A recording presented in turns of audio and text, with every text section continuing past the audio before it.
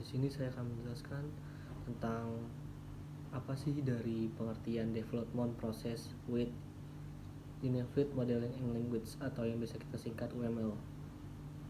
Yang pertama, UML merupakan kumpulan bahasa yang berguna untuk melakukan sebuah abstraksi sistem yang berbasis objek. Selain itu, UML juga bisa digunakan untuk mempermudah dalam pengembangan aplikasi secara berkelanjutan. UML dimulai secara resmi pada Oktober 1994 ketika Rumborg menggabungkan kekuatan dengan Botch. Mereka berdua lalu bekerjasama di Realization Software Corporation. Lalu proyek ini memfokuskan pada penyatuan metode Botch dan Rohbotch atau yang bisa disingkat UMT pada bulan Oktober tahun 1995. UML merilis versi 0.8 pada waktu yang sama juga. Jacobs bergabung dengan Relation. Cakupan dari UML pun semakin meluas. Kemudian dibangunlah persatuan untuk UML dengan beberapa organisasi yang akan menyumbangkan sumber dayanya untuk bekerja, mengembangkan dan melengkapkan UML. Lalu yang kedua, ada apa saja sih bagian-bagian dari UML tersebut? Pertama ada di bagian-bagian utamanya. Yang pertama itu ada view. Bagian pertama, view. Bagian ini berguna untuk melihat sebuah sistem yang telah dimodelkan dari sejumlah aspek berbeda. Dengan kata lain, view merupakan satu abstraksi dan berisi beberapa diagram. Jenis view yang ada di dalam UML yaitu logical view, use case view, constraints view, serta development view.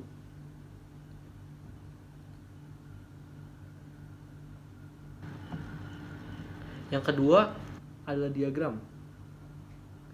Diagram dengan bentuk grafik menunjukkan sebuah simbol suatu elemen modal dan disusun untuk menggambarkan aspek atau bagian tertentu. Sebuah diagram adalah bagian dari sebuah view tertentu.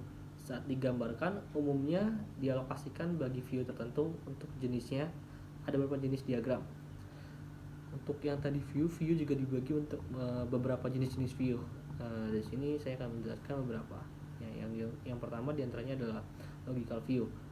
Logical view ini digunakan untuk mendeskripsikan fungsionalitas dan struktur statis atau class relationship dan juga objek. Sistem yang juga berkolaborasi dinamis ketika objek mengirim sebuah pesan ke objek yang lain dalam fungsi tertentu. Lalu juga ada use case view yang berguna untuk mendeskripsikan fungsionalitas sebuah sistem yang harus dilakukan sesuai apa yang diinginkan oleh internal actors. Lalu ada juga concurrency view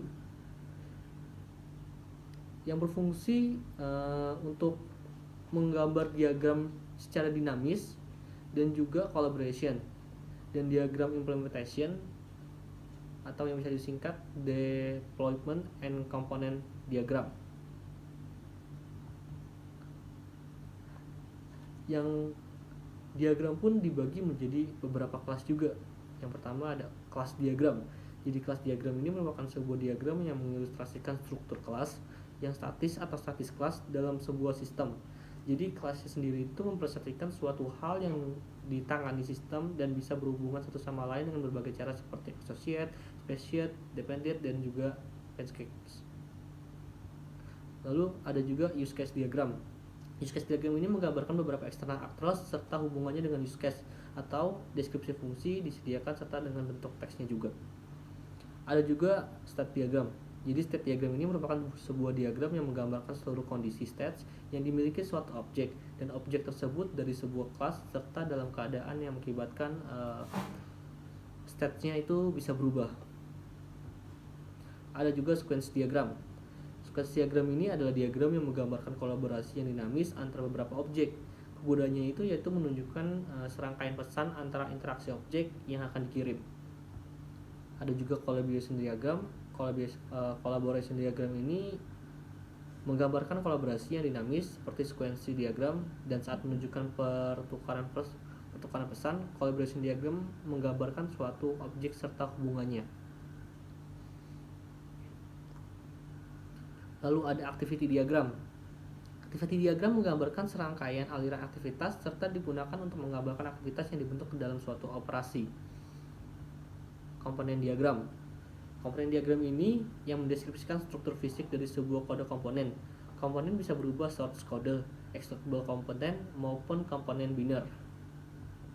Lalu yang terakhir ada juga deployment diagram. Jadi deployment diagram ini adalah diagram yang mendeskripsikan arsitektur fisik, perangkat lunak sebuah sistem, dan perangkat kerasnya. Lain daripada itu, diagram ini juga memperlihatkan hubungan antara komputer dan perangkat serta jenis hubungan lainnya juga. Setelah kita mempelajari apa-apa aja sih bagian-bagian utama dari UML, lalu selanjutnya kita akan belajar cara membuat UML. Langkah pertama, buatlah sebuah functional recruitment. Jadi Anda harus membuat tulisan yang isinya bercerita tentang suatu sistem yang akan dibuat. Anda bisa menuliskan program yang akan dibuat seperti apa saja, bebas terah. Lalu yang kedua, buat use case diagram. Jadi selanjutnya, buatlah aktor untuk berperan di sistem. Aktor tersebut seperti pembeli, pegawai, supplier, dan manajer. Jadi Anda gambarkan aktor tersebut bila melakukan apa saja yang ada di sistem tersebut. Lalu yang ketiga, buatlah class diagram.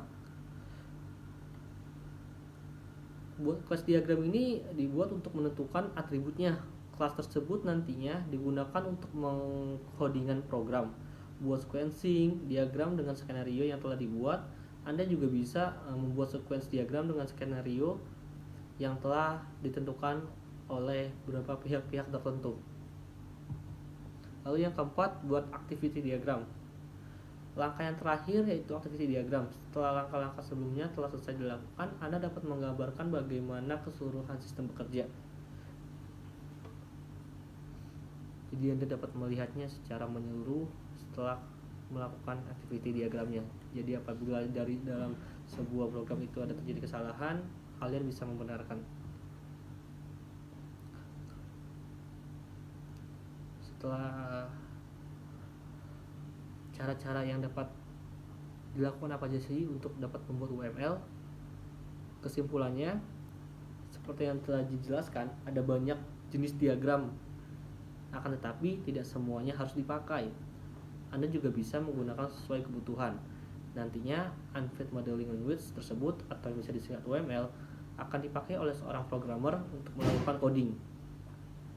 Tugas membuat Unfit Modeling Language atau UML merupakan tugas bagi sistem analis, bukan tugas programmer.